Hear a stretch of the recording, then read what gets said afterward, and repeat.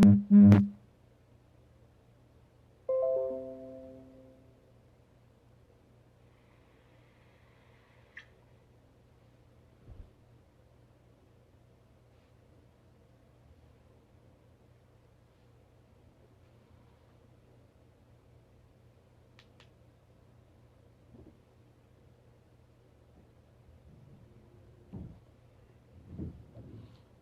we bless the name of the Lord.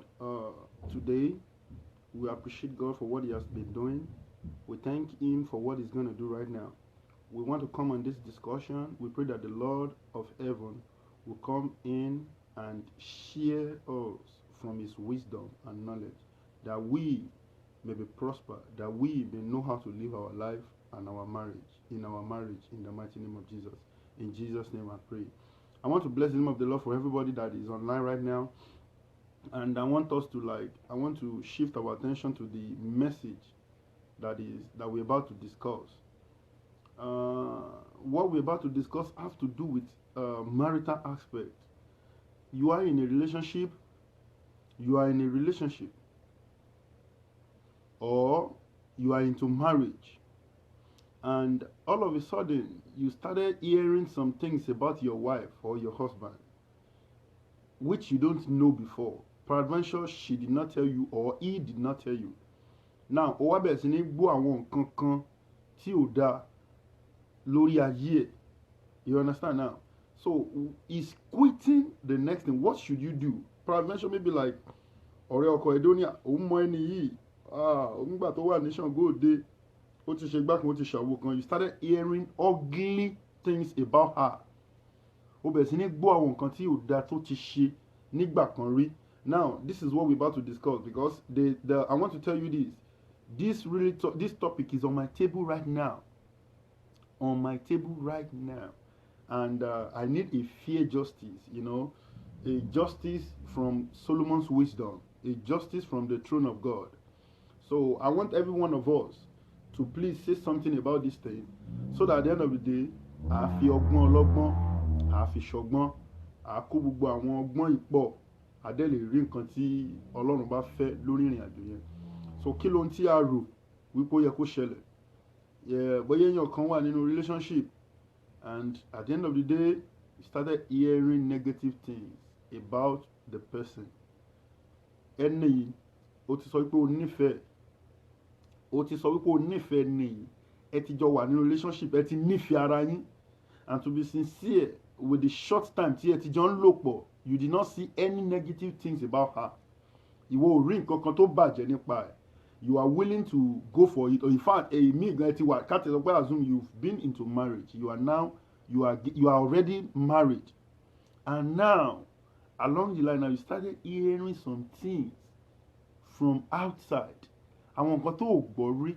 Please, we need your advice. Kí ni nǹkan tó yẹ kẹ́niyẹn ṣe? Now, this is the one that is before me now. There a lady, ó ti fìgbà kan ṣe àwọn nǹkan tí ò dáa, ó ti fìgbà kan ṣiṣẹ́ aṣẹ́wó. You understand me? Now, lẹ́yìn tó ṣiṣẹ́ aṣẹ́wó yìí, ó ti fi ayé ẹ̀ fún Ọlọ́run, ó ti wá lọ́kọ. But the mistake she made is that kò sọ fún ẹni tó ń fẹ́ǹsìn pé òun ti ṣerú nǹkan bẹ́ẹ̀ yẹn rí. This is the problem now. This thing I'm telling you is very hot now, which I quit. In fact, the topic I'm about to prepare for, tẹ́bá wájú mi rí pé kò sí Bible. I did not prepare the message I want to prepare for. I just let me put that message aside and let me hear from you what should be, as in kí ni ó yẹ kí ọkùnrin yẹn ṣe at this junction. Nígbà tí wọ́n ti bẹ̀rẹ̀ sí ní prepare fún ìgbéyàwó, wọ́n ti ń ṣe everything, and along the line, ẹni tí ó wá mọ̀, ó wá sọ fún ọkọ ẹ̀ pé òun mọ̀ dáadáa tó ti ṣiṣẹ́ aṣẹ́wó rí. Pé kò tíì sí, pé in fact nínú àwọn aṣẹ́wó yẹn, she is very pretty. Nínú àwọn aṣẹ́wó yẹn, òun gan lọ́jà ẹ̀ máa ń tà jù. This is a serious matter. Òun ní ọjà ẹ̀ ló máa ń tà jù nínú àwọn aṣẹ́wó yẹn. Now, and obviously the problem is now something else. It's another thing now. The man is not ready to go into relationship anymore, and the lady is crying, kó má bínú pé òun ti yàtọ̀, ìgbà àtijọ́ òun nìyẹn. So ìgbà àtijọ́ ẹ̀yẹn tó ti bẹ Ọlọ́run, tọ́lọ́run lè ti dáríjì, Show yẹ kó tó wá máa ṣẹlẹ̀ báyìí. And the man called me and said, okay, there's nothing I can do. I want to let her go. Daddy, kí lẹ rí sí, help me pray about it now. Èmi náà sì mo ti gbàgbé fine. This is your decision, but let me pray about it and know God's mind. And let me share this particular thing to see the comments and the view of people towards the matter. So what do you have to say about this matter? What do you think? Kí ló yẹ kó ṣe? Ṣé kó jẹ́ kó máa lọ torí pé obìnrin ṣe aṣẹ́wó rí? Tó dẹ̀ jẹ́ pé obviously tí ọkùnrin bá ń rìnrìn àjò ayé ó ṣeéṣe kó bẹ̀rẹ̀ sí ní rí àwọn tó mọ̀. So tó dẹ̀ pé forever etí ẹ̀ lè má dì sí. Nísìnyí ọ̀rẹ́ ẹ̀ kan ló sọ yẹn. And àmọ́ ẹni tó tún máa ṣe kí ni, àmọ́ ẹni tó tún máa sọ míì lọ́la. Bóyá ẹ̀gbọ́n kan ló tún máa sọ, we don't know. So the man is ready to quit the relationship and is not ready to go further for the marriage. Please, what should we do at this junction? I need your sincere, please, I need your comment. I really need your comment. Just like, please think about this thing right now and try to give me a comment. Let's talk about it. Kí ni, ṣé kó fi sílẹ̀ títorí ó ti ṣaṣẹ́wó rí yẹn ni?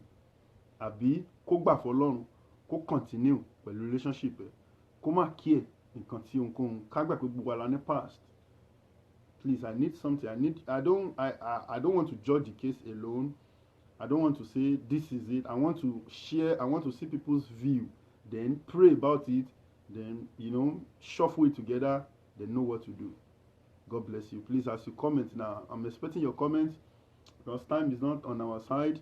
I want people to come in and drop some. Olori Foster, I know you are there, man, and you are full of wisdom. You can tell us something, man. Àwọn kan tí ẹ bá rò, kí ló yẹ kọ́kùnrin yẹn ṣe? Ṣé kó continue? Kó gbà pé well, ó máa ń rí bẹ́ẹ̀ gbà mí pé ilé ayé yìí oníkálukú ló ní nǹkan tí Ọlọ́run ti dà sí lágbádá. Ṣé kó gbà pé nǹkan tí Ọlọ́run ti dà sóun lágbádá nìyẹn? Kó dẹ̀ ṣe kí ni? Kó gbé àgbélébùú ẹ̀. Ó wúwo bí kò wúwo kó tọ̀ Jésù lẹ́yìn. Àbí kó jẹ́ kóbìnrin yẹn máa lọ tó bá mọ̀ pé òun ò lè ṣe kí ni, tó bá pé òun ò lẹ́mìí ẹ̀. Àwọn kan wà wọn kò wọ́n láti ṣe nǹkan tí ò dáa, bet wọn kò lẹ́mìí àti lè gbé, ẹ̀mí wọn ò gbé, agbára wọn ò gbé, they can't stand it, bringing a kind of memory into them like, oh, ìyàwó mi ti ṣàgbèrè rí, aṣẹ́wó, kì í tẹ́ ẹ ṣe pé bóyá ó ṣàgbèrè, aṣẹ́wó ló fi ń gbowó. And to be sincere, this lady is a changed person now. I know her. She's a changed person now. And what do you think? What do you suggest? I need comments, please. This is a program where you comment. This is not a program where you say amen. It's where you are going to comment now. I really need you so that by the end of this week, I want to call the man and tell him, okay, this is what God said. Ọgbọ́n ọlọ́gbọ́n, ọgbọ́n èèyàn tá bá mú pọ̀ pẹ̀lú gbogbo ìta gbàdúrà sí, then there will be a way forward. Obìnrin yẹn wọ́n ní aṣẹ́wó ni, ó ti ṣaṣẹ́wó rí, according to what the man said. Ọ̀rẹ́ ẹ̀ ló pè pé òun mọ̀ aṣẹ́wó ni. So now ó dẹ̀ ti múra fún ìgbéyàwó, and the man now said he is no more interested in this relationship. But before he took his final decision, he called me and said, Daddy, what do you see about it? I'm going to leave this woman. I'm not going to continue with this marriage anymore because I was told that the woman is a prostitute and I cannot bring a prostitute to my home. What should I do, sir? I believe in your words. I believe in your messages. I believe in anything you say. So please, Daddy. And I said, okay, let me pray about it. But today, when I was preparing for today's message, why don't I bring this topic and hear from everybody? Jẹ́ kí àwọn èèyàn mú ìmọ̀ ọgbọ́n oríṣiríṣi wa ká papọ̀ ká gbàdúrà sí ká dẹ̀ mọ̀ tí Ọlọ́run fẹ́ tó fẹ́ fún wa. So I need your comment, mommy mi, Mrs. Pastor Miss Abimbola Lawani. I can see you there. God bless you, ma. What do you see about this matter? Kí ni kàn ṣe? My sister Labake, I thank you very much. I need your comment right now. What do you see about it? Please, Kinikashi. I'm telling you, obviously, if I should tell this man to go on, he's going to go on. If I tell him to stop, he's going to stop. But I don't I also know, I know God's mind. You know, when a past is a past. Ohun àtijọ́ ti kọjá lọ. You understand? But I don't also want to give a kind of judgment that will later say, Daddy, ẹ̀yin lẹ ní pé kí n continue. Do you understand that? So Daddy, ẹ̀yin lẹ jẹ́ kí n continue. So please, I thank God I have people of God here. Miss Samuel Oduz Olaniwaju, you are here. And Mama Olori Foster, you are here. Please, what do you think? I need something. I beg you, ẹ jọ̀ọ́, ẹ má jẹ́ kí n ṣe ẹjọ́ dá o. So what do you say to it? I'm expecting some comments right now, you know, to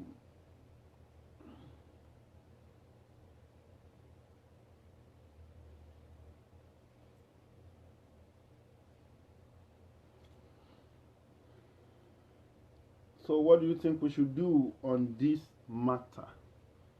What should we do? Ṣé kí ó continue live ẹ̀ ni? Àbí tó bá dọ̀la bóyá kó fẹ́, tó bá dẹ̀ di ẹni ọ̀dà tẹ̀ kó gbà pé àgbélébù, ó ní gbé àgbélébù rẹ̀, ó wúwo bí kò wíwo, sátọ̀ Jésù lẹ́yìn, kò bọ́ nínú ẹ̀. Ọlọ́run ní pé kí n gbàdúrà fún wa lẹ́yìn tá a máa ti sọ̀rọ̀ ìtàn. Ọ̀pọ̀lọpọ̀ wa tí a ti ní àwọn past kan wà tó yẹ pé Ọlọ́run ò dáríjì wá tán. Ìdí ni pé a ò gbàdúrà sí dáadáa, a ò bẹ Ọlọ́run dáadáa, a ò wájú rere Ọlọ́run dáadáa. And ẹ̀ṣẹ̀ tó bá dẹ̀ ti wà níkọ̀ọ́lẹ̀ tó sì wà lákọ̀ọ́lẹ̀ fún ẹ, ó máa jìyà ẹ̀. Ẹ̀ṣẹ̀ tí Ọlọ́run bá ti parẹ́ pé mo foríjì ẹ, mo parẹ́, òun nìkan ni ò ní lé wa. That's the only thing that will not haunt you. But I want to tell you that a lot of people, their past is still haunting them right now because they don't know how to beg God for forgiveness. And for this reason, I'm going to pray very well for you today. And whatsoever past that is still haunting you, God is going to forgive you. I believe the Bible says the sins of whosoever will forgive it on earth shall also be what? Shall also be forgiven in heaven. Okay, God bless you, ma. I know you are, I know my mommy. She's a good teacher. I know you will have to tell us something. Now, my mom said, the Bible said, old things has passed away and new things has become.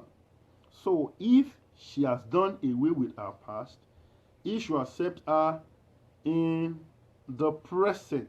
So it can be a part of God's glory in her life in the future. In the future, everyone has a past. Yes, man. We have all fallen short of the glory of God. So it's not a saint either. Yes, you need to be wise. Forgive and let go. Okay. Then forgive and let go. Now, prophetically, if he leaves her, he will suffer. She's a blessing to him. Tell him that. Oh, okay. I think I should put. Okay, I will still come and write it down. Thank God for that. Now, in the physical aspect of it, my mom said this, and which I quote, which is very reasonable. When you are in Christ, and I can tell you for real, the guy told me the lady is a change. I said, okay. Láti ìgbà tó ti ń fẹ́, tẹ́tíjọ́ wà pọ̀, ṣó ti ní àwọn ìwà kan tó ti wù tó fi ń funra sí pé bóyá ó ṣe ṣe kírú ìwà yẹn ṣe wà lọ́wọ́ ẹ̀. Ó ní obviously kò ní ìwà burúkú lọ́wọ́, kò tiẹ̀ ń jáde. In fact, phone ẹ̀ ò ní code. Ó máa ń check message orí phone, ó máa ń wo everything. She's totally a changed person. But the problem they are facing here right now is this lady never mentioned anything like that. So he was thinking ẹni tó fi pamọ́ bóyá ó sì ní hidden agenda fún irú case lọ́jọ́ iwájú, because a sin that you think you've let go, a sin that you've promised never to go back into it, you should o gbọ́dọ̀ ní ìgboyà láti lè sọ fẹ́ni tó ń fẹ́ pé mo ti live irú àwọn life báyìí rí, because you are so sure, you have the confidence that you are not going back into this thing again. So you have to tell him, and that is what the man is fighting for now. Ó nífẹ̀ẹ́ gan, but the man ought to have ó ti jáwọ́ nínú kinní tí ó bá jẹ́ pé o sì ní hidden agenda, ó yẹ kó o lè sọ fún mi. That is what they are fighting for now. So now, with what my mom said, the Bible says all things. Now, I should let him first of all know that. Gbọ́ àkọ́kọ́ náà ò tiẹ̀ gbọ́dọ̀ máa bẹ́ẹ̀ ṣe àtijọ́ èèyàn wò nínú ayé èèyàn. Fine, this is an insight. So ó ṣí ojú òye mi now to let her know, okay now, àkọ́kọ́ ná in as much tí ọlọ́run ò padà wá sínú ẹ̀ṣẹ̀ àtijọ́ ti tiẹ̀, o gbọ́dọ̀ sọ wípé owó ẹ̀ṣẹ̀ àtijọ́ tẹnìkan láti máa fi ṣèdájọ́ ẹ̀ lénìí. You must not say you want to look into another person's past to start judging the person with what? With the present. You let the past be in past, then let the present be in present. So you must, like, first of all, it's just like when we are in school, in I think in primary school, there's something we call singular and plural. And when we're about to do that thing, there is a kind of rule. One man rule about it, just like cross. You see, it's available. They cross it like this, and they put singular and plural. Then you write, when you say past, then you write what? Present. Word and opposite, I mean. Then you write past and you write what? Present. So now your past should not, I don't think you should review anybody's past. In as much you meet the person in this present time, you don't meet in the past, or meet in the present, and you are convinced enough that he is a good person to you, and that's why you want to go into relationship with the person. So he said all things are new, things has become, everything has become new. In as much everything has become new, I don't see you leaving this person nítorí pé ohun gbogbo ṣe kíni ó ti di tuntun fún. Tí èèyàn tó bá ń wa mọ́tò lọ, tí wọ́n bá gbá mọ́tò ẹ̀, tí mọ́tò ẹ̀ bàjẹ́, ó máa reject ẹ̀ because what? Ó ti sọ di àtijọ́. What? I will never take this. Ó ti bà mọ́tò mi jẹ́, ó ti ṣe gbá kan. Tẹ́nìyẹn bá gbé mọ́tò yẹn lọ tó lọ sọ di tuntun, will you do because pé ó ti bàjẹ́ rí? Ó wà nígbà lọ́wọ́ ẹ̀. Wàá gbà lọ́wọ́ ẹ̀. Kí ló dé? Torí pé ó ti di tuntun. Torí pé mọ́tò yẹn ti ṣe kíni? Ó ti di tuntun. Ìdí yẹn tó máa ṣe kíni? Tó fi máa fẹ́ gba mọ́tò yẹn padà. That's why you want your car back, because obviously cars what has become new.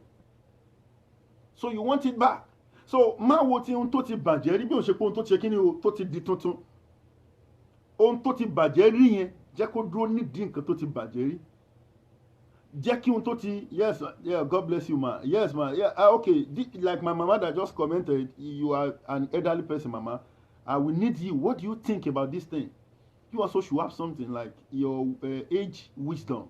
Torí pé gbàtẹ́yìn ti wà láyé wọn tí lálà ọ̀pọ̀lọpọ̀ àwọn òbí wa gan ṣì ń wọ pátá ṣeré ni. So now what do you think, mommy mi Abosede Roluga? What do you think about it, ma? Now let me continue on this. He said all things have become, now accept the new thing. Accept the, like in this America now, we all have insurance. Some people do not even have insurance. I won't need insurance, but to us that have insurance, when your car got hit at the road, you want to like, whoa, what? Then you start calling your insurance. Why? Then they accept anything except the insurance what? Repair your car. Now you are collecting back the new car. You are not collecting back the old one. So now this woman we are talking about, she's new. She's the new car, which I think you should receive her back without you thinking about the blemishes of the past. Let the past remain. In as much as this person is new, when we say something new, you don't need to. You cannot see any other thing now. It's new now. That is new. You don't see old again.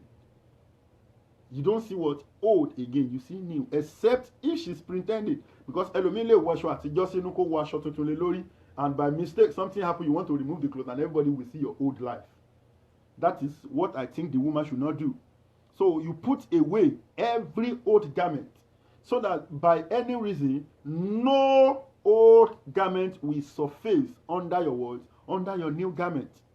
So now let me press further. It says, so if she has done away with her past, he should accept her in the present, so it can be a part of God's glory in her life in the future. Yes. If truly this person has changed, and now we are saying this because I want to use it to judge a matter, and that doesn't exclude every one of us. Gbogbo wa náà la ní àwọn kan wọ̀nyí lọ́wọ́. You don't start judging people with their past. Most especially those people that want to have a relationship now, or those that has been in a relationship and this has been the reason why you let your relationship go, which might be the reason why you allow your marriage to be destroyed. You don't need that. You need to treat the person as the new person that the person was. You don't need to. I have one thing. One thing. I don't care what people say about you.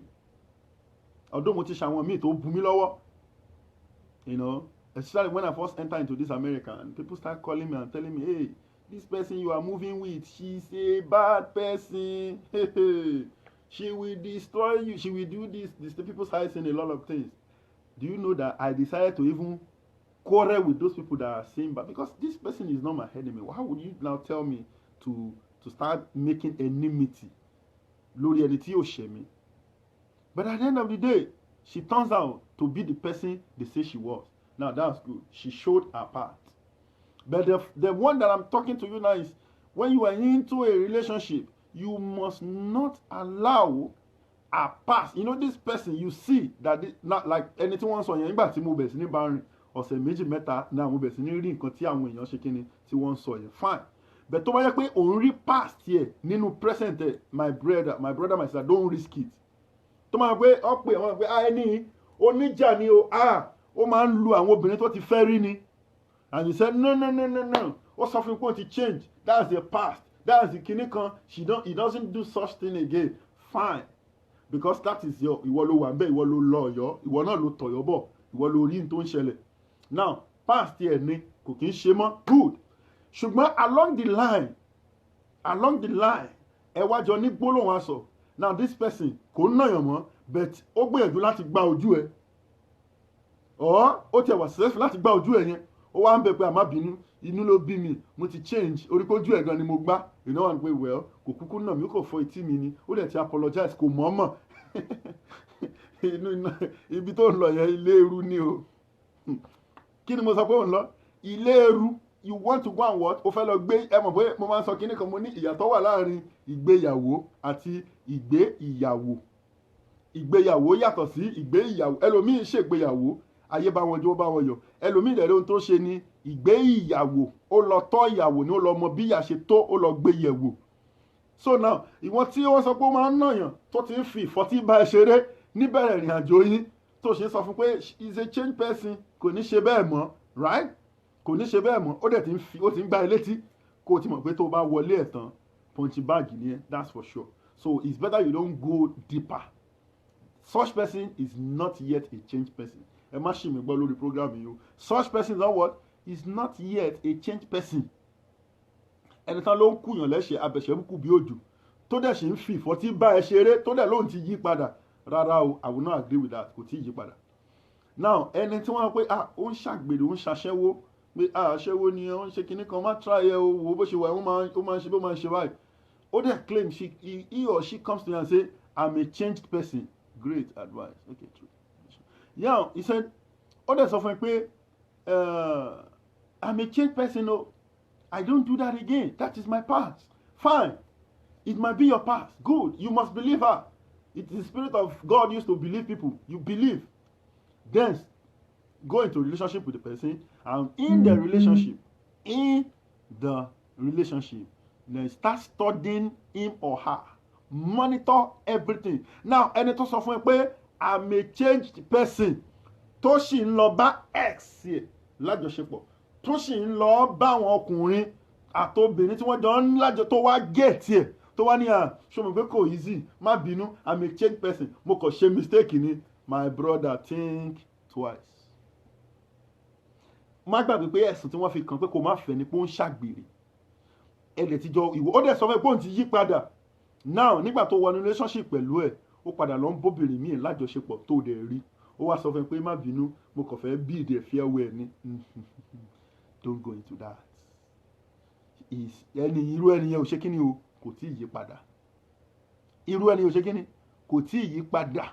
Rárá. Ẹni tó mọtí àmupara tó ń ṣe gbogbo ẹ̀, tó yẹ pé ṣe ló ń yó wọlé, tán sọ fún ẹ pé má fẹ́ ni yìí, ọ̀mùtí ní igbá kan, ó ní pé òun ti change, fine, ó ti change, ó ti yí padà lóòótọ́ lójú tiẹ̀. Ṣùgbọ́n this person ojoojúmọ́ náà ló ṣì ń lọ sí club, tó ní nǹkan lọ ń bá àwọn ọ̀rẹ́ hàn, tẹnu ẹ̀ kò máa tún para mọ́ o, bẹ̀tẹ̀ ó ṣì ń yó wọlé. Má gbàgbé pé ò tí ì wọlé tán o. Tó o bá wọlé tán ló tó ṣẹ̀ lè sọ àmupara ẹ̀yẹn. Ṣùgbọ́n pẹ̀lú àwọn ìrírí tó ṣì ń rí, kò mọ̀ pé ẹni ò tí ṣe kíni o, kò tí ì yí padà. So that is, the past is something that you can never see traces. When they say past, mo ti fi past mi sílẹ̀, mi ò ṣe mọ́, wọn ò gbọ́dọ̀ padà rí traces past yẹn nínú ayé ẹ̀. Because when they see the traces of the past, people will still want to believe you are still doing it. Past is, it might be a kind of life you've enjoyed before. and you still want to taste it. You know, somebody that is smoking, he said, okay, it's my past. I don't smoke anymore. I don't do this anymore. I don't do that anymore. But you still smoke. Ó ṣì ń dodge. Lẹ́ẹ̀kọ̀ọ̀kan máa ń get ó ṣì ń mu sìgá. You say, díẹ̀ ó máa fi sílẹ̀. Díẹ̀ ó máa fi. That's not a changed person. A changed person is somebody that has completely lived that thing. Not the person that say, don't worry, gradually. Who told you what is grad? Ẹnìkan tó ń yí padà gan pátápátá gan nígbà mi ó ṣì máa ń padà wá sínú àṣìṣe yẹn. How much more? Sọ pé díẹ̀ ni kò máa fóun, díẹ̀ ló máa ṣe. So I see the people's advice about my the issue on ground. So a kàn ń sọ torí ọ̀pọ̀lọpọ̀ wa tí à ń wọlé náà kí á lè kẹ́kọ̀ọ́. So kó má jẹ́ pé mi mo kàn fẹ́ gbàmọ̀ràn nìkan lọ́dọ̀ yín káwa náà ti jọ share.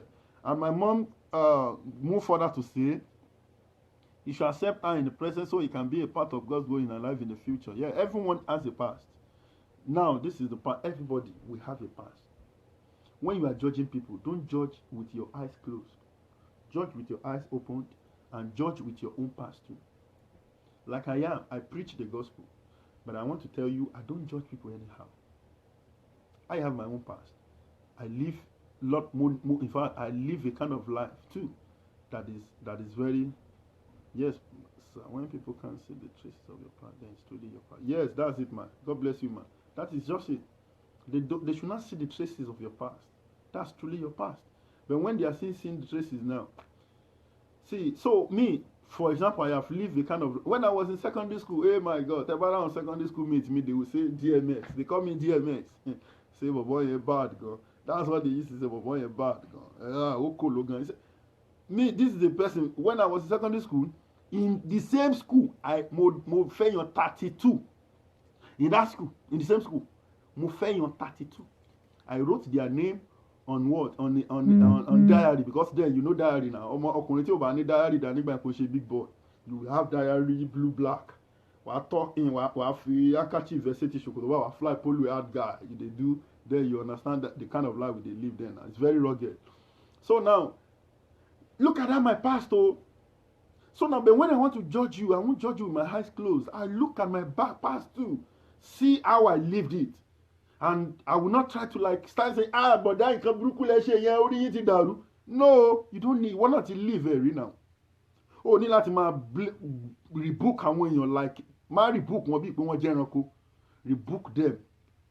When you see yourself also in that kind of past before, then use it to like talk to them.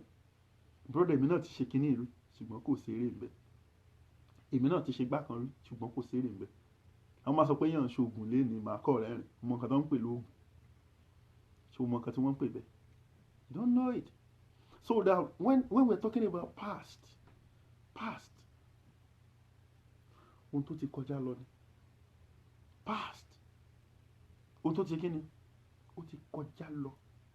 You don't start living the same old life you said you've lived. O gbọ́dọ̀ live ẹ̀ mọ́. So kò gbọ́dọ̀ sí traces.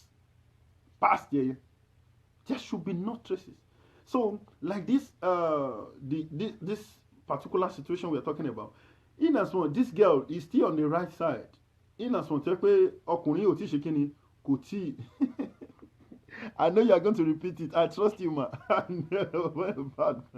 That's in the past, and no one should judge you by that. But God has made you to become in His life. Yes.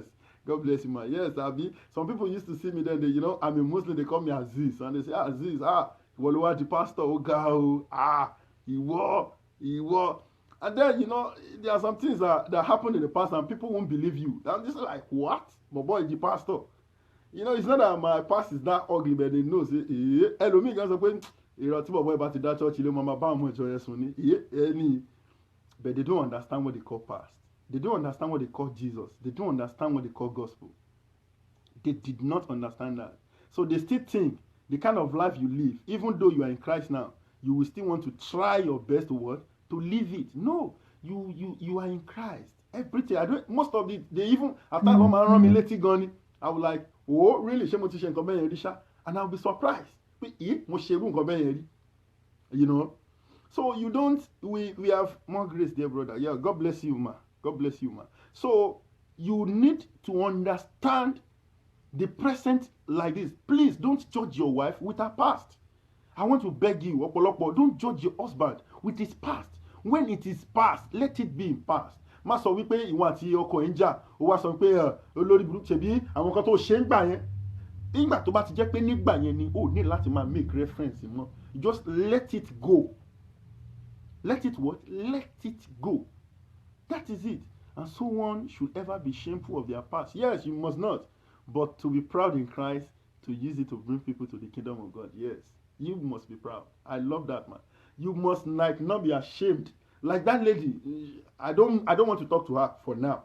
When the man was telling, I wanted to say, Funfun Jekin Basoro, but I don't want to talk to her because I don't want her to feel bad now. So I want to like gather up what I will say to both of them, and they will like, what?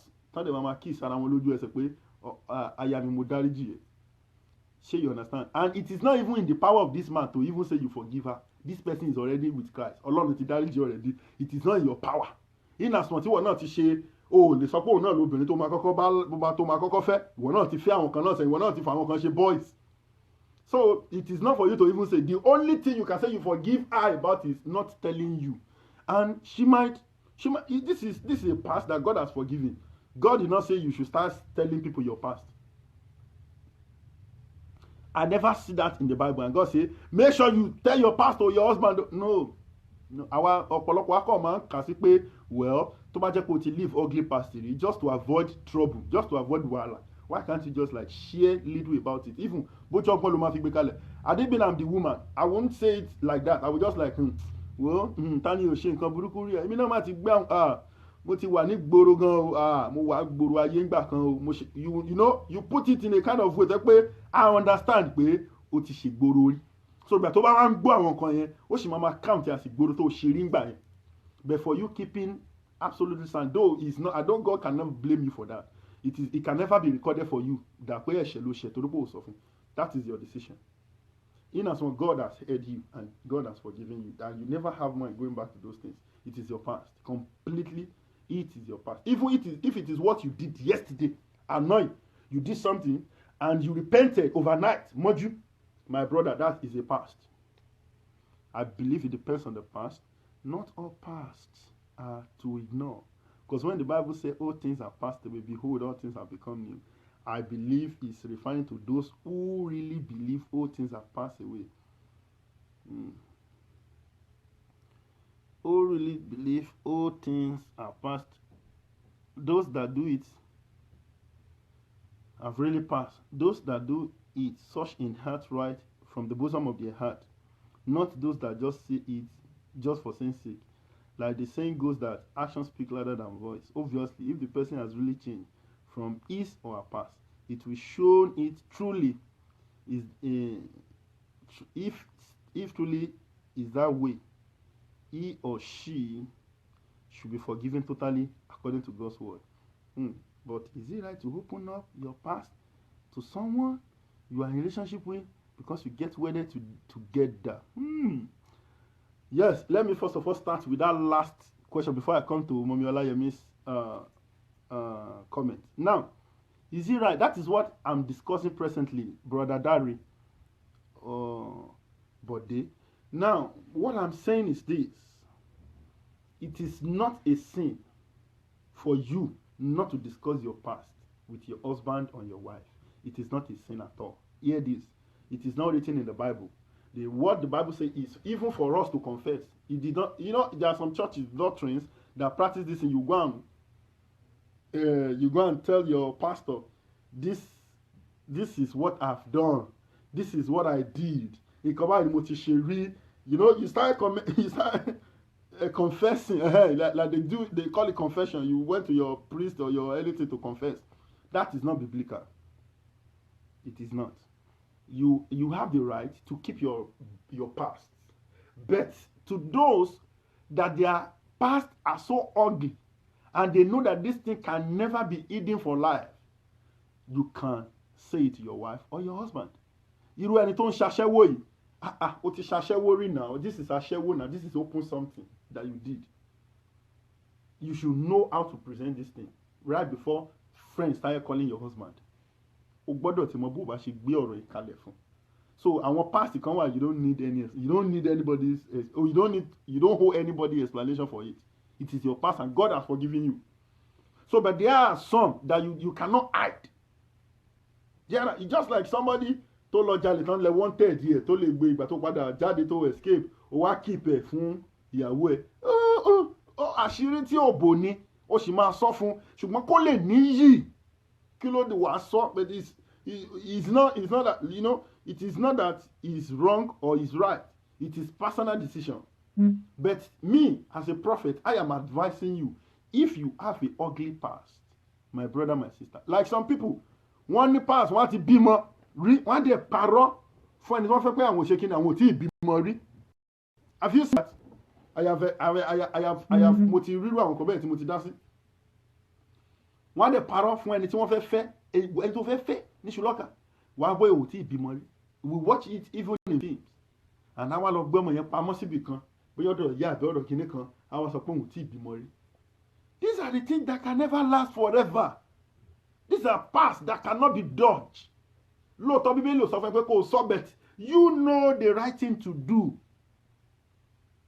Ẹ mọ̀ sí àwọn past ọmọ ti ní àwọn proof bẹ́yẹn you need to let your spouse or your husband or something you need to let them know. Amen. So Mr. Daddy, I think you understand the point I'm proving. Now I live a radical life but now radical in Christ. I don't care what the world say about my past because I know who I am in Christ. Yes, man. Yes, man. That is it. You live a radical life. And when we are talking about past, we are not talking about years ago. We are talking about a kind of life you live and all of a sudden you decided not to live it anymore. So it can be yesterday. Your yesterday can be your past. Even 3 hours ago can be your past. You understand? So let me go back to, it depends on the past. Not all past are to ignore. Yes, not all past. You cannot, that is what I'm proving here. You cannot, not all those past you can ignore. There are some that you must call your person and say, sit down. Let me tell you something. And if truly you love me, you can stay. And if you don't love me, you can go. But this. That's why you need not, Sharia. Faith without wisdom, could it complete? A faith without knowledge, not yet complete. So you need to like sit him or her down, tell her some things. Buy any. You explain those things. Kò ń ṣe pé dandan kó sọ pé ṣe no máa ń bá mi sùn anyhow. No, need láti sọ yẹn. You need just to like say it in a kind of way mo dẹ̀ ti live our life kan you mo ti date àwọn èèyàn mi rí tí mo rò pé ó máa work out still dey work out. That is a presentation. So my brother Adekunle as a soldier advise us. What do you think? Soldier man, not like you have experience because you used to fight war everywhere. You fight war in a lot of countries. U.S. Army, please, what do you think about this thing? You as a soldier, when you find out the past of your wife, what are you going to do? I need your advice. So now, Mom, let me finish. I believe it's referring to those who really believe all things have really passed away. Yes, that's what we were discussing before. Those that believe that all things have really passed away, it is for them. We are not talking about those that still that are under pretense, pretending. You understand? You can open up about your past to your significant other if there was ever a moment of open discussion of such.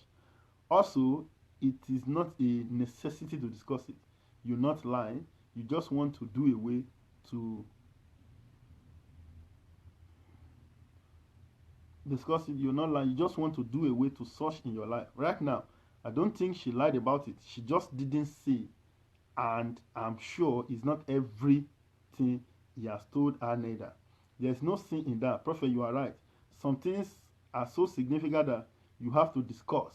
Otherwise, it also becomes a sin because it leads to you covering up things, and you can never have peace of mind. Yes, exactly. That is the point we are making, and that is the point Auntie Olayemi is making here too. Now, this is a open world. This ayeta and wo ó kéré gan o. This world we are into ó kéré gan. Bí mo ṣe wà ní America, there are some things tí mo ń gbọ́ ní Naija tó dàbí ẹni pé mo wà pẹ̀lú wọn bẹ̀. Bí mo ṣe wà ní America, there are some things tí wọ́n ń gbọ́ nípa mi ní Nigeria tó dàbí pé ṣe náà ń bá mi gbé mi báyìí. Then you will know that this world is so little. so small. So tó bá ti kọ́kọ́ rí pé ayé kéré gan, then it will guide you to do everything. Má rò pé bóyá o ṣe nǹkan kan o mú jẹ́ ńgbà yẹn. Something will just bring it up and you will be surprised. You just see your nyasha side. Wàkọ̀ rí òkú tó sin pẹ́sẹ̀ jáde. Then you will be so surprised. So my brother, this with all this we have been saying, we are telling you when there are some parts to be covered and there are some parts you can never cover. Yes, there are some. You are not entitled to start saying, nígbà kan mo jí owó mọ́mì mi, nígbà kan mo ṣe no. Those ones are irrelevant. Because relevant, you don't need those things. The things that you know that can later fight your relationship, that can later fight your marriage, you need to what? To let them know. You need to let them know. You need to call yourself and explain it. Báyìí ni, nǹkan báyìí ni.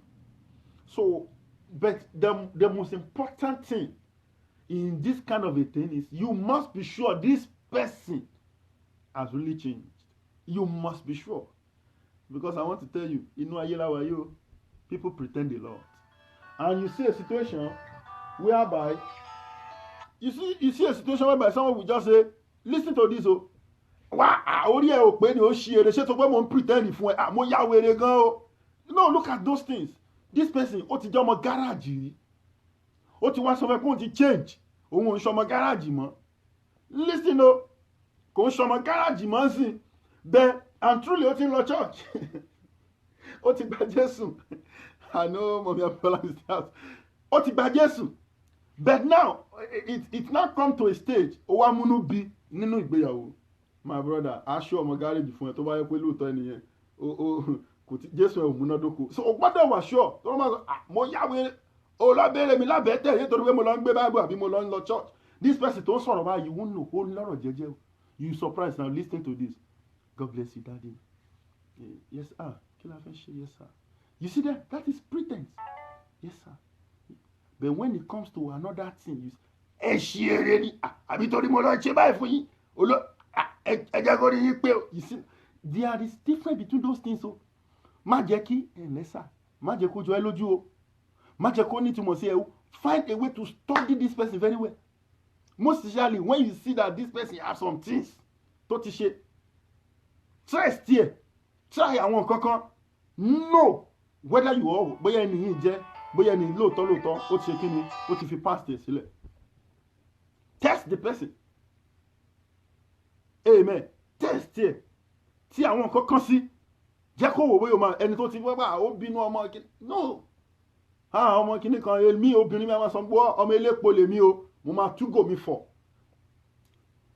Ọgbọ́n tó pé rẹ̀ ọmọ elépo ni ó máa túgò ẹ̀ fọ̀. So kò tí ṣe kíni o kò tí yí padà. Ẹni tó bá ti yí padà ó ti yí padà nìyẹn. Kò ní rántí pé òun ti jọmọ elépo ńgbà kan rí àbí pé òun fẹ́ túgò kankan fọ̀ nbí kankan. So má jẹ́ kí ojú dáradára kó tàn ẹ́ jẹ. Bíbélì sọ pé ojú dáradára ní ẹ̀tàn. Ojú dára ṣe kíni ó ní ẹ̀tàn. Má fẹ́ ẹni tó mọ̀ wípé ìbágbéwò àti ariwo àti ìjà ni ó jẹ́. Ẹni tó ti mọ̀ pé ẹni burú past ẹ̀ ni fine ṣùgbọ́n ó ti rí nísìnyí pé ó ti yí padà tòótọ́ ó ti gbìyànjú ó dẹ̀ ti jẹ́ ẹni tó ti yí padà lótìtọ́ àti lódodo. Ó ti wà pẹ̀lú Kristi. Ó ti ní ìgbàlà. Ó ti ní bẹ̀rù Ọlọ́run. Ó ti lẹ́mìí mímọ́ gún ọ̀sán. Ṣùgbọ́n kò ní àwọn nǹkan wọ̀nyí. Òun á rò pé ó fẹ́ máa pàṣípàṣẹ. Ìtùsún ó máa fa wàhálà lọ́jọ́ iwájú. Ó máa fa wàhálà lọ́jọ́ iwájú. So the best of this thing is for you to be sure. That's number no. Be sure that is a changed person indeed. Know that is a changed person indeed. Now, ẹni tó fẹ́ tó bá jẹ́ Kristẹni, ó ti yí padà, ó ti ń gbégbé ayé. Àwọn nǹkan tó fi mọ̀ pé ìgbé ayé àtijọ́ ò ní padà ni wípé tó bá ṣe ń múṣẹ́ Ọlọ́run sí. Now, ẹni tó ti yí padà tó ìgbé ayé ẹ̀ ti di tuntun lélẹ́yìí. Listen to this. Ó máa ń lọ church dédé tẹ́lẹ̀. Ó dẹ̀ ń tẹ́ pé all of a sudden kò fẹ́ máa lọ church mọ́. Church ti ń rójójú àti lọ. Tètè máa ṣe kíni? Tètè máa múra sílẹ̀. Iná òrùlé ni o. Iná kíni mo pè? Iná òrùlé ni tó bá ti ń sọ pé ó yájà lọ church ni ó sún mi jáde ní ìtẹ́ ìfẹ́ lọ church mọ́ lẹ́nu ọjọ́ mẹ́ta. Kò kó ti mọ̀ pé wàhálà tó ti ń bọ̀. Ìgbé ayé àtijọ́ yẹn ti ṣe kí ni, ó ń padà bọ̀ ló ń wò yẹn. Àwọn nǹkan tó fi lè mọ̀ nìyẹn. Tó bá fẹ́ mọ̀ báwo ló ṣe máa mọ̀, how would you know pé ok ìgbé ayé àtijọ́ ẹni ti ń padà bọ̀. Ẹni tó ti ń ṣe fáfá nílé Olúwa tẹ́lẹ̀ tó ti ń ṣe all of a sudden ó rẹ̀wẹ̀sì, kò fẹ́ máa lọ church mọ́, kò fẹ́ máa ṣe, ti mọ̀ wípé àtijọ́ yẹn ti ṣe kí ni o, ó ti ń padà bọ̀. So kò tètè ṣòkòtò ẹ kó le gírígírí. So please, my brother, my sister, I enjoying everybody's comments. If you still have any comments, we are still waiting. We are still here. I'm still expecting more comments. If you know that your person, your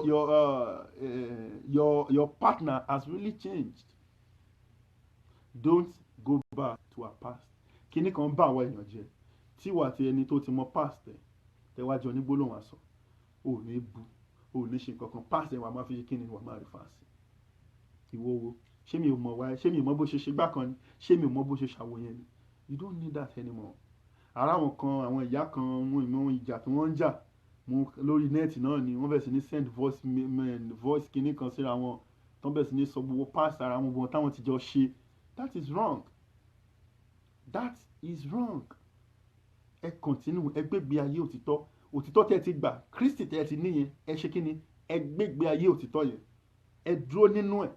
Ohun tẹ́ sọ pé ẹ ti kọ̀ sílẹ̀ yẹn, ẹ kọ̀ sílẹ̀ ní tòótọ́. Ẹ má padà sí díẹ̀ mọ́. Wá tẹ́ni tó wá ń fẹ́ bá torí àtijọ́ ẹ̀ tó bá fi ẹ́ sílẹ̀. Má bọkàn jẹ́, má bànújẹ́, má sọkún, má regret ẹ̀. O ní láti máa regret past ẹ̀ mọ́ sìn. In as long you are with Christ, o ti gba Jésù lólúwa tó lùgbàlà ẹ̀. O nílò láti máa regret àwọn past yẹn mọ́. You don't need to regret them anymore. You've already what? God has forgiven you for real, for sure. God has really forgiven you. You don't need to stand still because lágbájá wá disappoint yẹ lórí particular case tí Ọlọ́run ti dáríjì ẹ yẹn náà wá banújẹ́ òun wá sọ pé Ọlọ́run ó dẹ̀ ló ti dáríjì mí o. Ọlọ́run ti dáríjì ẹ. Ọlọ́run ò kì í ṣe èèyàn. Ọlọ́run ti ṣe kí ni, ó ti dáríjì ẹ. Èèyàn ló ń hùwà ti èèyàn. So fi èèyàn sílẹ̀, jẹ́ kí èèyàn hùwà ti ẹ̀. Ìwọ ni kó tẹ̀síwájú pẹ̀lú ohun tó ló ti gbà pẹ̀lú Ọlọ́run. Ìwọ ni kó má padà sí ohun àtijọ́ tó ló ti fi sílẹ̀ yẹn. Ìwọ ni kó tẹ̀síwájú pẹ̀lú Ọlọ́run. Ìwọ ni kó mú ìrìn àjò ẹ pọ̀ pẹ̀lú Ọlọ́run. Then ọ̀pọ̀lọpọ̀ wa jẹ́ kí n fún wa ní ìmọ̀ràn yìí, ìmọ̀ràn tó kẹ́yìn tí màá fún yín ní ìsìn. When we are talking about past, I want to beg us, if you cannot cope with somebody's past, please let the person go. Jẹ́ kó lọ. Tó bá ti mọ̀ wípé you cannot cope with this person's past, let him or her go.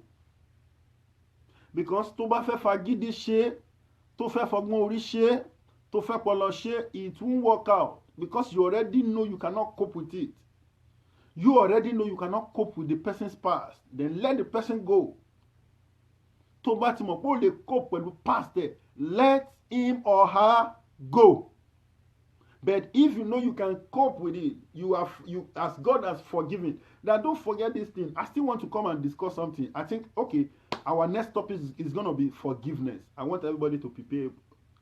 Yes, on Thursday, next week Thursday, it's going to be forgiveness. It's a vital topic. So don't let me talk about it right now. Forgiveness.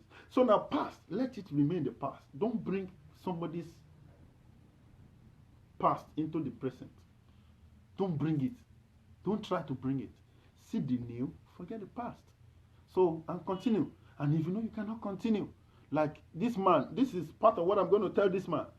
If this past irritates you, now there's something we call irritation. Irritation man cause a problem going in a relationship.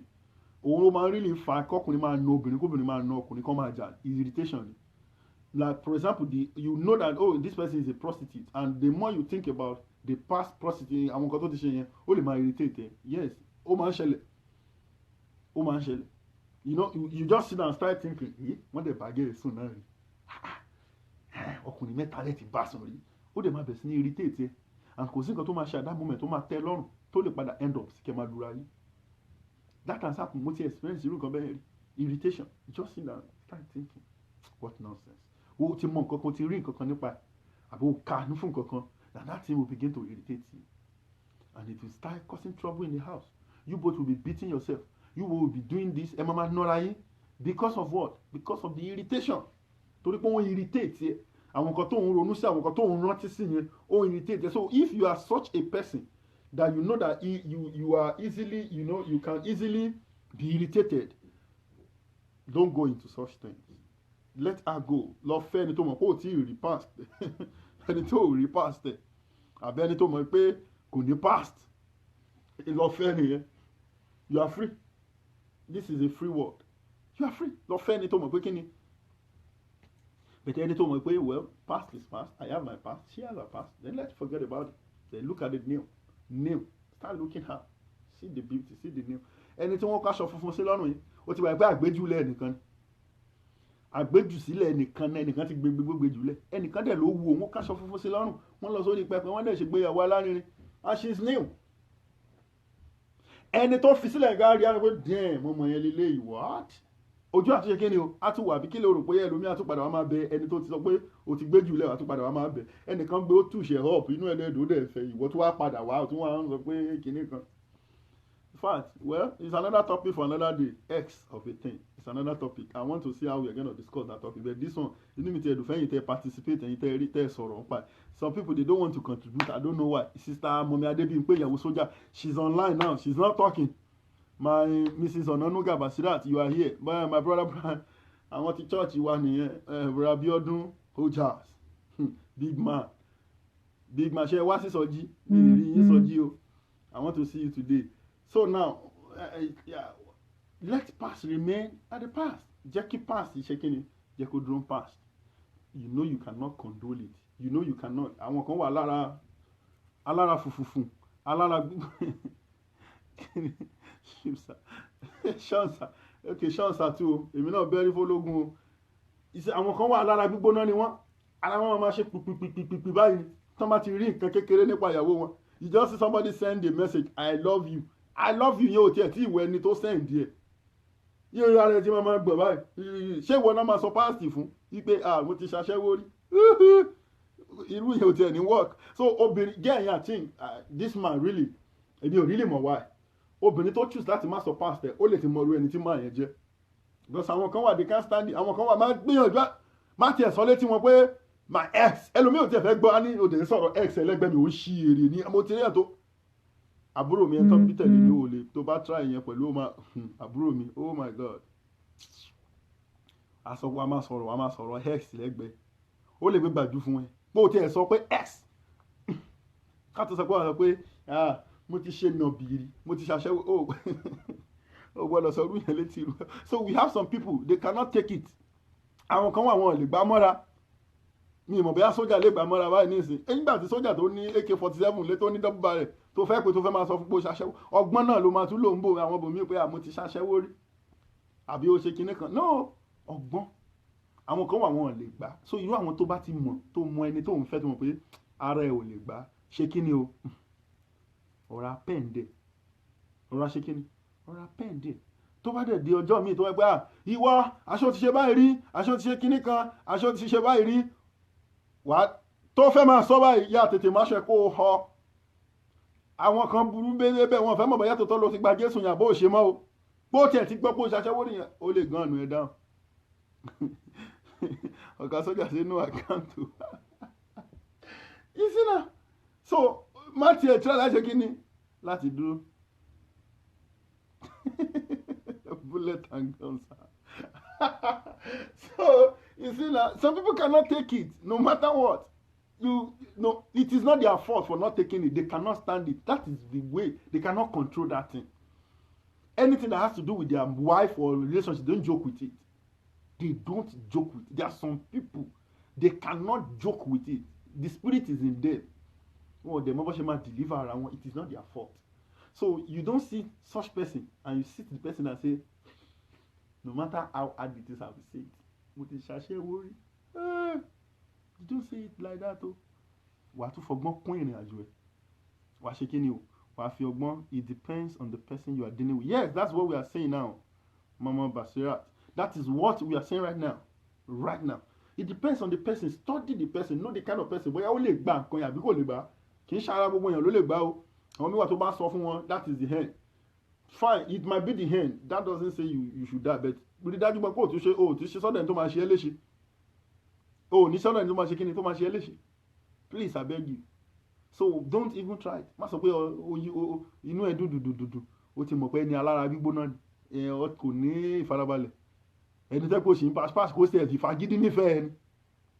So ọgbọ́n wà nínú àwọn nǹkan yẹn dẹ̀ tó bá jẹ́ pé nǹkan tó ti ṣe ni má ti rìn débì kan tó yẹ kó máa trace ó máa rí pé o sì nírú ìwà yẹn lọ́wọ́ mọ́.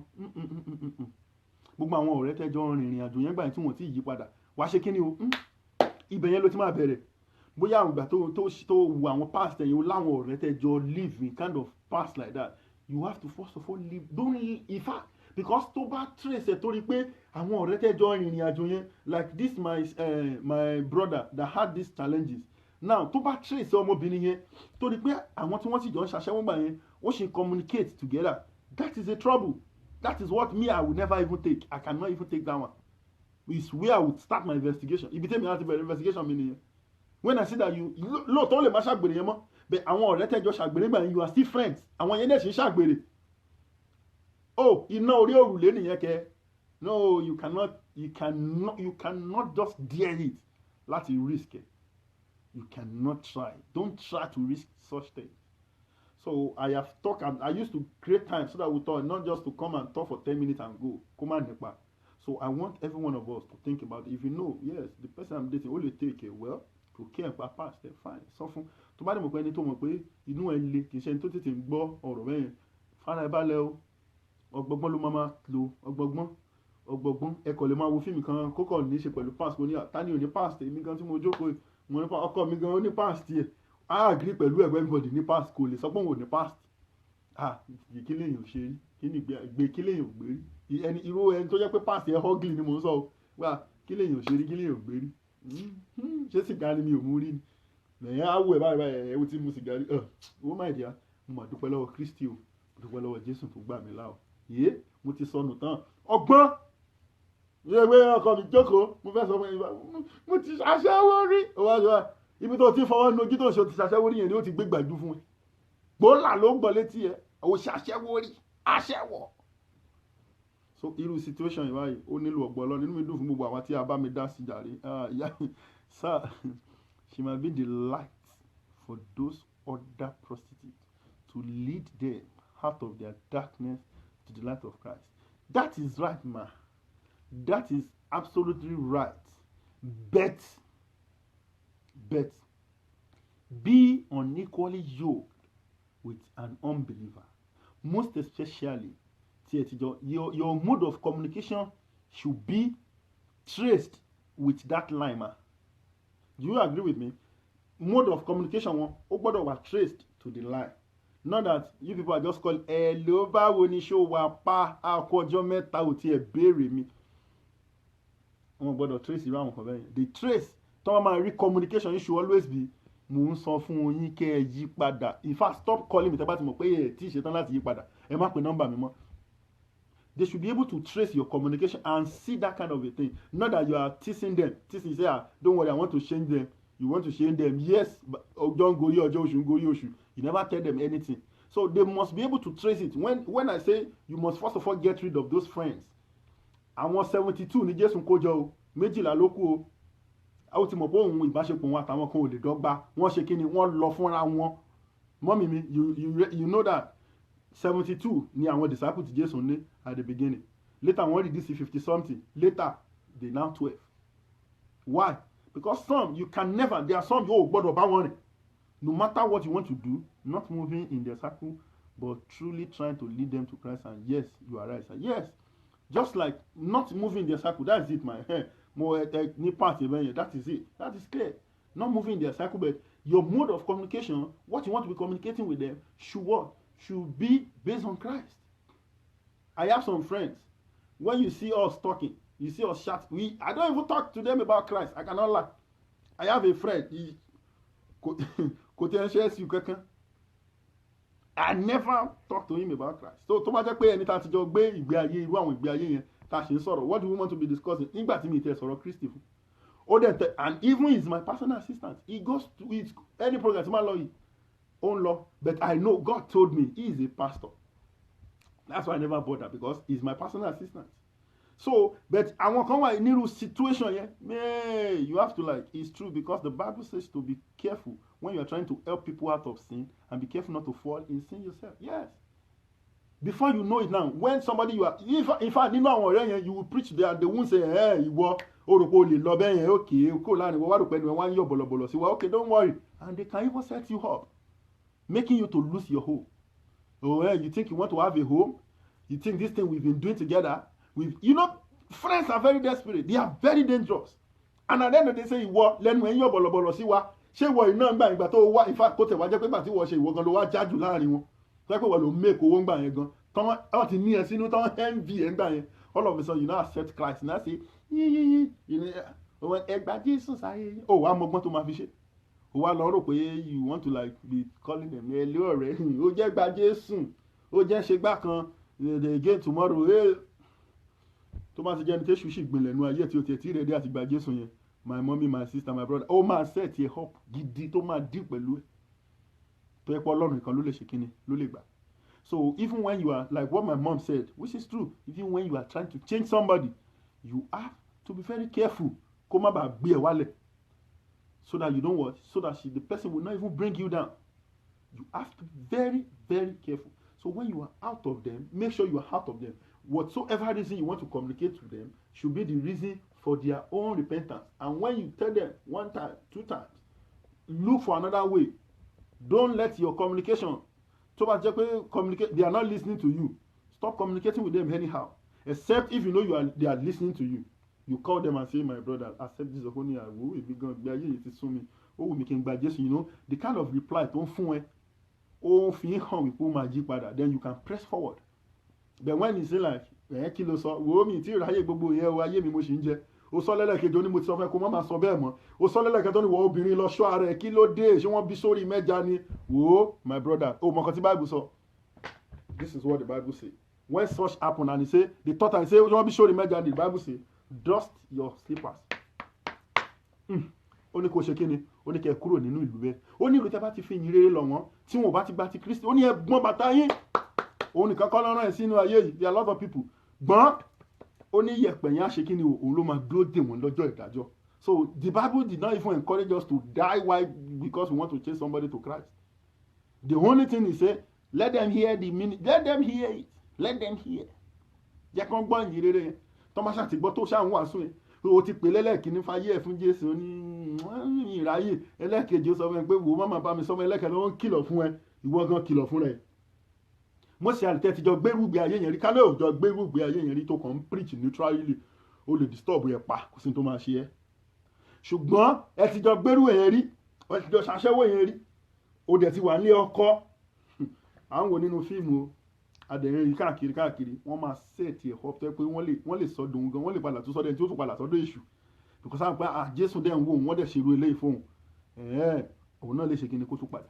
So you have to be careful of friends in this situation. Careful of friends. You have, in fact, you can change them. You have every right to change them.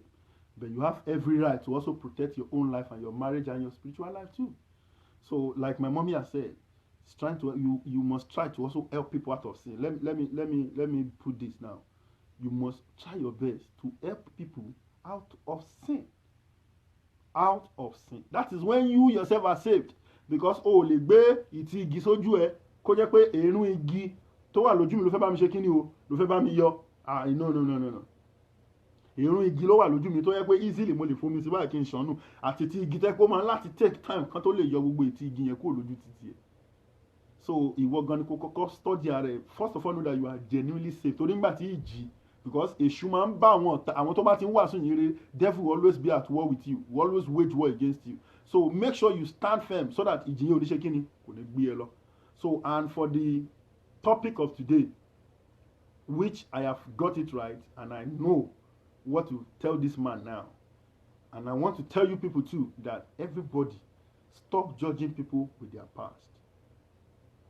Ẹni tó máa listen o, gbọ́ o, rí ìyàwó pastor tàbí èèyàn kan pàdé ẹ̀ lóòtẹ́ẹ̀lì, orí lóòtẹ́ẹ̀lì pẹ̀lú ọkùnrin míì pẹ̀lú bóyá alàgbà ẹjọ́, bó ṣe gẹ̀ẹ́tì ẹ̀ lóòtẹ́ẹ̀lì, ṣó yẹ kí àwọn òjíṣẹ́ Ọlọ́run máa ṣe lẹ́yìn? ayé yìí máa burú o. Ẹni tó dẹ̀ rí pé orí òun ó délé ó wá rí pé jóun ò ṣàṣìṣe báyìí, ó wá bọ̀ rẹ̀ sí ó sunkún, ó bẹ̀rẹ̀ sí ní bá Ọlọ́run sọ̀rọ̀, Olúwa mi ní ṣerú ẹ̀ mọ́. Ó bá Ọlọ́run sọ̀rọ̀, nǹkan tá ń ṣẹlẹ̀ lánàá ni o. Ó wá délé lálẹ́, ó wá sọ ẹkún, dáríjì mi Jésù, ó wá sọ ẹkún. Ọlọ́run wá rí omijé ẹ̀, Ọlọ́run rí ọkàn pé lóòótọ́ ló fẹ́ ronúpìwàdà, Ọlọ́run wá dáríjì.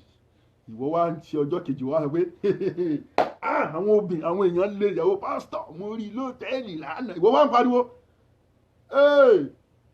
Igi ìdájọ́ tiẹ̀ ti dúró díẹ̀ báyìí, igi ìdájọ́ wọ́n gbé tiẹ̀ lórí báyìí ni.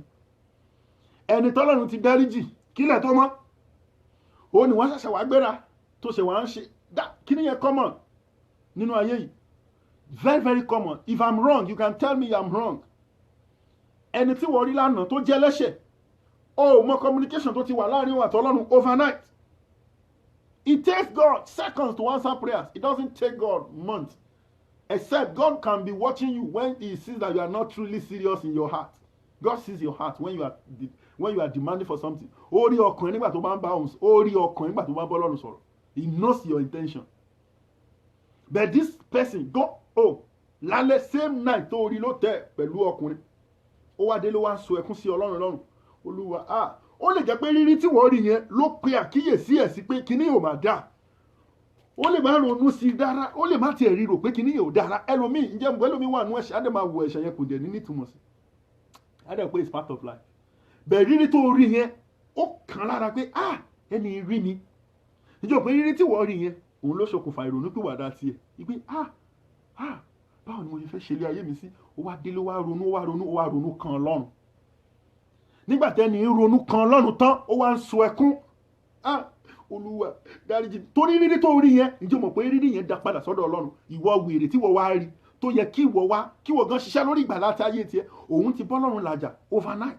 Náà ìwọ ṣẹ̀ṣẹ̀ wá gbéra ọjọ́ kejì. Mo rí mọ́mí lágbájá. Ayé yìí máa burú gan. Bíbélì sọ wípé ibẹ̀ ni mo ti mú Bíbélì jáde, ó ní pé má ṣe dá ẹnikẹ́ni lẹ́jọ́ kí a má bàa dá ẹ lẹ́jọ́. Oh, that is the perfect scripture for your life. Má ṣe dá ẹnikẹ́ni lẹ́jọ́ kí a má bàa dá ẹ lẹ́jọ́. Do you listen to that? Maybe you don't read it in your Bible. Ó ní òṣùwọ̀n tó bá ti fi wọ̀n fún ọmọlàkejì láfi wọ̀n fún ọ. Òṣùwọ̀n tó bá ti fi wọ̀n fún ọmọlàkejì òun náà la máa fi wọ̀n fún ẹ. Ẹni tọ́lọ́run ti dáríjì mọ́jú, ìwọ ṣẹ̀ṣẹ̀ gbéra, ó ṣẹ̀ ń di public, ó ṣẹ̀ di kí náà ń pè wọ́n public announcer. Ìwọ ṣẹ̀ wá announce ohun tójú títì ẹ rí. Ta wá lẹ́lẹ́ṣẹ̀ nínú ẹ̀yin méjèèjì? Ta lẹ́lẹ́ṣẹ̀ nínú ẹ̀yin méjèèjì? Now let me give you this thing kó tó di pé a máa round up. Jésù pa òwe, ẹnu Jésù fúnra ẹ̀ ló ti jáde. Kò ṣe pé bóyá ọmọ ẹ̀yìn, kò ṣe Pétérù àbí Paul. Jésù fúnra ẹ̀ ó pa òwe. Ó ní àwọn méjì sì wá síwájú Olúwa. Ó ní ọ̀kan sọ wípé Olúwa, èmi ń sọ ìdámẹ́wàá mi dédé, mò ń gbààwẹ̀ lẹ́ẹ̀mẹrin lọ́sẹ̀, mò ń lọ sílé ìjọsìn, mò ń ran àwọn aláìní lọ́wọ́, mò ń pa òfin rẹ mọ́, mò ń ṣe léyìí. Ó bẹ̀rẹ̀ sí ní kà, ó ń dúró síwájú Olúwa, mò ń ṣe báyìí. And truly this person, nǹkan tó ń sọ yẹn kò parọ́ náà, iwájú Olúwa ló wà, kò lè parọ́ wájú Olúwa náà. Ó ń sọ ìdámẹ́wàá mi dédé, mò ń ṣoore, mò ń lọ sílé ìjọsìn, mò ń ṣe gbá, mò ń ṣá. Ó bẹ̀rẹ̀ sí ní kà. Èmi ò dàbí ẹlẹ́ṣẹ̀ yẹn, ilé burúkú yìí, apànìyàn, olè, ìjàǹdùkú, ọ̀daràn tí kìí sọ̀dà mẹ́wàá tí kìí ṣe lọ sílé Olúwa. Mi ò dàbí tiẹ̀. Ọlọ́run imagine. Ṣùgbọ́n ẹlẹ́ṣẹ̀ yẹn gbọ́. Bíbélì sọ pé ọkàn rẹ̀ bàjẹ́, ọkàn rẹ̀ gbọ́ pé èmi ni wọ́n yẹpẹrẹ báyìí níwájú Olúwa. Ó wá gbójú sókè. Jésù kó sì gbójú sókè ní Olúwa, dáríjì mi nítorí tí ẹlẹ́ṣẹ̀ ni mí. Ó ní mo sì wí fún yín nítòótọ́ pé ẹlẹ́ṣẹ̀ náà yóò gba ìdáláre lọ sílé ju ẹni gan tó sọ wípé òun ṣe kí ni o, òun mọ Ọlọ́run lọ. Ìbùkún ni fún ẹlẹ́ṣẹ̀ náà tí ó bá ronúpìwàdà. It is not for you to judge anybody. We are not, that is why we see this discussion. It is not to judge. It is just to say some reality about life, some advice. That is what this life is all about. So má rí ẹnìkan pé ẹlẹ́ṣẹ̀, má fi tí ẹnìyẹn bá ṣe ṣe nǹkan yẹn lójú ẹ̀ báyìí, ó sì lè máa sọ̀rọ̀ o. Tẹ́nìyẹn bá ti yẹsẹ̀ tó kúrò, ó mọ ìlàjà tó ti wà láàrin wọn àtọlọ́run o. So the only time you can judge anybody is when you see the person now with that sin. Lójú ẹsẹ̀ yóò lè ní àǹtí kò yẹ ká bá yín nírú nǹkan báyìí náà. Kí ló dé tẹ́ fi ṣerú ẹ̀? You are a disgrace. Ó wá bẹ̀rẹ̀ sí ní bú ẹ lójú ẹsẹ̀ yẹn, nǹkan tó ṣe right o. Listen to that. What you are doing is still very right. Nobody can blame you for that. Nobody. It's still very, because right in the sin, Lord. Then I want to tell you, once tó bá tilẹ̀ yẹsẹ̀ tó kúrò ń bẹ̀, note this. Be careful when you now make judgment, because mọ nǹkan tó ti lè ṣẹlẹ̀ láàrin ẹnìyẹn. That is the way I live my life. I am telling you this. That is the way I live my life. I don't accuse people anyhow. People around me know me very well. I don't start accusing you anyhow, because what I saw you doing yesterday, you might have changed today. That is it. So I want us also to apply these principles. Don't start judging people anyhow. Please, Christians out there, Muslims out there, don't start judging people anyhow. You don't know anybody that has changed. Gbogbo wa láti ní àwọn nǹkan tá a ti ṣe. Nígbà tí mo wọ America, say, America ni mo wọ yìí. I must seize every opportunity to make it, to do this, to do that. Oh yeah. And God told me a lot of things. In fact, I've been making some moves. And God told me, this, you must not try. Èmi Ọlọ́run tí mo mú ẹ débi náà ni mo mọ mú ìfẹ́. I say, what? That is God. You might think as human, there are a lot of things you will think. There are a lot of things you want to do. And that is why you have the Holy Spirit to tell you what to do, to tell you what to do. God has told me you can never establish, you should never in your life establish a church. Don't do because you are in America, you want to start it. Don't do it. A lot of things. So I beg you, don't judge people with their past, your relationship. Forget about the past. Continue with your life. We are all human. Èèyàn ni wá now. Àtẹni tó ń dáríjì ni, àtẹni tí ò fẹ́ dáríjì ni. You will both die one day. We are going to die one day. Everybody is going to die one day. So who are you not to forget the past of the person you claim you love? And this person, don't forget you are both in love. You love your. That this is the aspect. Don't do a miju. Don't do a miju. Lele. O ti rí ẹni. O de ti proclaim pé I love this thing. You see, o gbé phone dání, you love this phone. You say, I love the phone. Hey man, it's so lovely. You press the phone. You even test it. Pam, pam, pam. Look at the way this phone is pressing. I love it. Bó ṣe ń display. Now you started doing a lot of this thing. You love the phone. And somebody now came and said, phone mi ẹ like kí lè like fún phone tèmi ò like phone yẹn mo ti lórí báyìí ló ṣe náà ṣe ó wá gbé jùlẹ̀. Kí ló prompt ẹ tó fi love phone tẹ́lẹ̀? In tó prompt ẹ tó fi love yẹn náà ló yẹ kó ṣì continue láti máa love ẹ. Ẹnìkan wá lò kò bá lára mu, kò sọ wípé tí wọ́n bá lò kò ní bá wọ́n lára mu náà. Yes, kò sọ bẹ́ẹ̀. Same phone táwọn kan ti lò tán sọ pé same Bolt 5 if you can remember in Lagos. So many people use the Bolt 5 and it's not good. Ẹlòmíì mo dẹ̀rẹ́ tó lo Bolt 5 for 3-4 years tí fóònù yẹn ò kú lọ́wọ́ ẹ̀. Adẹ̀rẹ́ tó lo lóṣù mẹ́ta tó dẹ̀ kú. Look at this Samsung Note 7 mo ti fẹ́ lọ rà. Some people are still using it now. Àwọn kan dẹ̀rẹ́ ó ti dólé wọn, ó ti gbó mọ́tò wọn, ó ti explode. This Samsung Galaxy Note 7 tí wọ́n ṣe ṣe. Some ó ti dólé wọn, ó ti ba ilé bọ̀nà wọn jẹ́, and some are still using it till now. Tí ò dólé, tí ò dó kankan. That is life. Look at the new life the person is living. Forget about the past and continue. The love tó ní fún tó fi kọ́kọ́ fẹ́, ìyẹn náà ni kò continue láti máa ní fún. Má jẹ́ kéèyàn kan wá pọ̀ kúta sí relationship ẹ̀. Má jẹ́ kéèyàn kan wá bà ìrìn àjò ìgbéyàwó ẹ̀ jẹ́. Ìyanu Ọlọ́run dẹ̀ máa ṣẹlẹ̀. I want to pray for everybody. Mo fẹ́ gbàdúrà fún ẹ. Tẹ́wọ̀ ẹ̀ síwájú. Orúkọ Jésù. Orúkọ Jésù. Ọlọ́run ìyanu, mo dúpẹ́ mo gbé orúkọ yín ga lórí àwọn ènìyàn yìí. Mo dúpẹ́ fún ìdílé ẹnìkọ̀ọ̀kan wọn. Mo gbé ọ̀gá fún mi tó ti ń bẹ̀rẹ̀ ayé wọn bọ̀. Mo dúpẹ́ fún mi tó mú dé. Ó dá Ọlọ́run gba ọpẹ́ wa. Gbogbo ẹ̀ṣẹ̀ Ọlọ́run dáríjì. Gbogbo ẹ̀ṣẹ̀ Ọlọ́run dáríjì. Ẹgbẹ́ o, Bíbélì sọ wípé gbogbo aláṣà ti ṣẹ̀ tá a sì ti kùnà ògo Ọlọ́run. Ó ní bí ẹnikẹ́ni bá sọ pé òun kò ní ẹ̀ṣẹ̀, ó ní irọ́ ní òdodo kan ò gbé inú wọn. Bó bá rí bí Ọlọ́run gbogbo ọ̀nà tí èmi àti àwọn ènìyàn ti ṣẹ̀ sí Ọlọ́run dáríjì wa. Gbogbo ọ̀nà tí èmi àti àwọn ènìyàn ti ṣẹ̀ Ọlọ́run dáríjì wá. Gbogbo ọ̀nà tèmi àti yín ti ṣẹ̀ Ọlọ́run kó dáríjì wá. Ó yá lónìí agbádá àánú, ó yá lónìí àwọ̀ sí yín lọ́rùn. Agbádá ojú rere mo la wọ̀ sí yín lọ́rùn. Agbádá àánú mo la wọ̀ sí yín lọ́rùn. Agbádá ojú rere mo la wọ̀ sí yín lọ́rùn. Ó dá ọwọ́ tó lónìí gbádùn ayé yẹn lórúkọ Jésù, àgé ọwọ́ náà dànù. Ọwọ́ tó lónìí gbádùn ìgbéyàwó rẹ lónìí mo la gé ọwọ́ náà dànù. Ó dá agbára wo ló sì ń fara hàn? agbára àtijọ́ wo ló sì ń farahàn nínú àrìn àjò tuntun rẹ lórúkọ Jésù Ọlọ́run kó bá wí o ẹ̀mí àtijọ́ tó sì ń farahàn nínú ìrìn àjò tuntun rẹ lórúkọ Jésù Ọlọ́run kó bá ẹ̀mí náà wí àṣẹ àtijọ́ tó sì ń farahàn nínú ayé ẹ lórúkọ Jésù Ọlọ́run kó bá àṣẹ náà wí ayé rẹ kó gba àlàáfíà ayé rẹ kó gba àlàáfíà ayé rẹ kó gba àlàáfíà ayé rẹ kó gba àlàáfíà ìgbéyàwó rẹ kó gba àlàáfíà ilé ọkọ rẹ gba àlàáfíà ayé aya rẹ gba àlàáfíà ayé àwọn ọmọ rẹ gba àlàáfíà ó dáa àṣẹ àti agbára tí ènìyàn fi ń ṣàṣeyọrí nínú ìrìn àjò ìgbéyàwó lórúkọ Jésù ó yá gbà báyìí gbogbo owó agbára tó ní àgbéjúlẹ̀ là ń gbégi eléèrà tó ń bẹ nínú ayé ẹ lórúkọ Jésù ọwọ́ Ọlọ́run bá wí lónìí agbára tó sọ ẹ́ di igi eléèrà tó mú kọkùnrin ó máa gbé ọ ní àgbéjù sílẹ̀ lórúkọ Jésù Ọlọ́run bá agbára náà wí agbára tí ń wẹ ní mọ́ ó yá kó wẹ̀ ọ́ mọ́ gbogbo ìwọ tí ò lórí ọkọ yẹn mo súre fún ọ lónìí lórúkọ Jésù àṣẹ tuntun tí àwọn èèyàn yóò fi máa rí ojú tuntun lára ẹ lórúkọ Jésù ó yá kó wọnú ayé ẹ lọ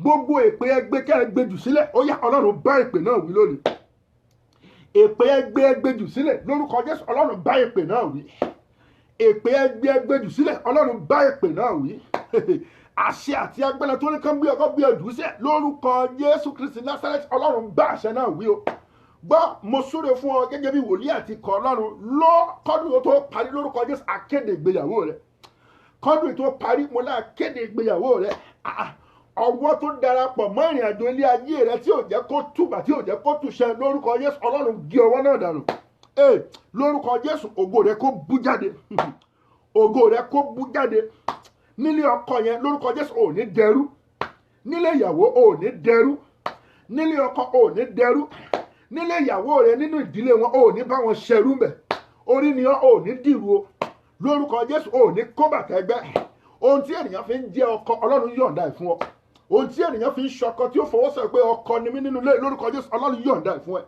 ohun tí ènìyàn fi ń jẹ aya lórúkọ Jésù Ọlọ́run yọ̀ǹda ẹ̀ fún ọ ohun tó fi jẹ aya rere lọ́ọ̀dẹ ọkọ rẹ lórúkọ Jésù Ọlọ́run yọ̀ǹda ẹ̀ fún ẹ gbọ́ bí Olúwa ti ń bẹ tí ẹ̀mí rẹ̀ sì ń bẹ agbára tí ń gbé ìdílé ró tí ń fi ìpìlẹ̀ yín lélẹ̀ nínú ìṣeré àti ìṣelógo lórúkọ Jésù agbára náà wọnú ayé yín lọ ẹ ó sì ṣe rere ọ̀nà yóò bẹ̀rẹ̀ sí nílà o gbogbo promise and faith lónìí Ọlọ́run bá wí gbogbo promise and faith Ọlọ́run bá wí gbọ́ agbára tó mú kó fẹ́ obìnrin láàárọ̀ kan má bá ọ kalẹ̀ yẹn lórúkọ Jésù àfàwé náà ya gbogbo ẹ̀yin tẹ̀ ti jábọ́ lẹ́yìn ìyá yín lórúkọ Jésù gbogbo òrìṣà ilé yín yẹn lórúkọ Jésù wọn ò ní ráyè mú yín mọ́ gbogbo ẹ̀yin tẹ̀ ti jábọ́ lẹ́yìn ìyá yín yẹn agbára tí ń gbé ní sọ̀rọ̀ tí ń gbé ní pọ̀n tí agbára ìmọ̀ tí ó gbé ọpọ̀n tí ọkọ olówó orí rẹ tí ó rí lórúkọ Jésù agbára náà kò gbé ọwọ́ ó sì ṣe ayé rẹ̀ ò ní bàjẹ́ ọ̀nà yóò máa là ògo yóò máa fana bẹ́ẹ̀ lolúwa wí ògo ni fún Ọlọ́run lókè ọ̀run Jésù Kristi Olúwa wa àmín àmín àmín lórúkọ Jésù praise the Lord má gbàgbé ìjọ Saturday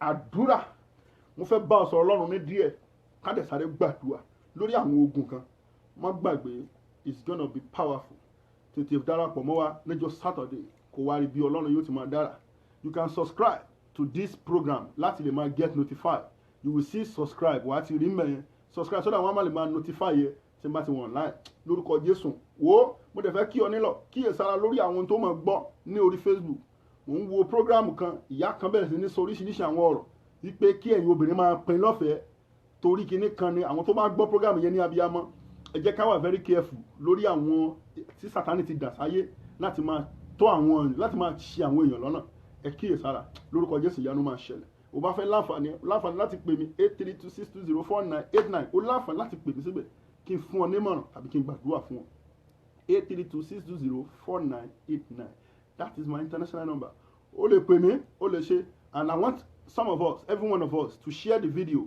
ẹ jẹ́ kí àwọn èèyàn náà gbọ́ kí wọ́n láǹfààní náà láti participate kí ìyanu kó dẹ̀ ṣẹlẹ̀ kájọ máa gbé láì léwu God bless you all the grace of the Lord Jesus Christ the love of God and the fellowship of the Holy Spirit rest and abide with us now and forevermore amen God bless you.